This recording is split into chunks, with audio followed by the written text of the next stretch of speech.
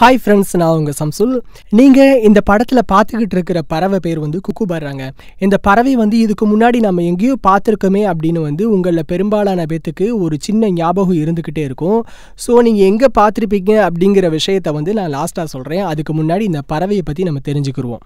இந்த குக்குபர்ரா பறவை ஆஸ்திரேலியாவின் தென்பகுதிகளில் உள்ள காடுகளில் ரொம்ப அதிகமாக வாழுது.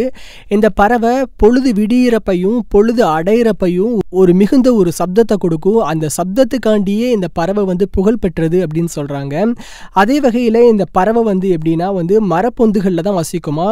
பெரும்பாலும் வந்து மீன்கள், சிறு பாலூட்டிகள், தவளைகள், பூச்சிகள் இந்த மாதிரி உணவை தான் இந்த பறவைகள் வந்து குக்குபர்ரா வந்து சாப்பிடும். அதே போல் வந்து 1 முதல் 4 முட்டைகளை வந்து வசந்த காலத்தில் வந்து இந்த பறவைகள் இடுமா. கிட்டத்தட்ட எப்படின்னா வந்து ஆண் பறவையே கூட்ட பாதுகாக்கும். குக்குபர்ராவுடைய குஞ்சுகள் வந்து மொத்தம் 4 ஆண்டுகள் தான் தன்னுடைய பேரண்ட்ஸோடு சேர்ந்து வாழும். இதாங்க குக்குபர்ரா பறவையினுடைய தகவல்.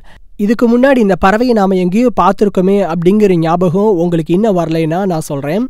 அதாவது வந்து ஆஸ்திரேலியா, இங்கிலாந்து, நியூசிலாந்து கிரிக்கெட் வீரர்கள் வந்து பெரும்பாலும் இந்த பறவை பொறித்த லோகோ வச்ச பேட்டை வச்சு தான் விளையாடுவாங்க.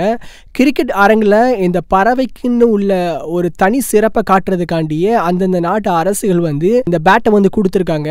குறிப்பாக குக்குபர்ரா அப்படிங்கிற ஒரு பிராண்டே இந்த விளையாட்டு உலகில் இருக்குது அப்படின்னு சொல்லலாம். இந்த தகவல் உங்களுக்கு பிடிச்சிருந்தா லைக் பண்ணுங்கள், கமெண்ட் பண்ணுங்கள், ஷேர் பண்ணுங்கள்.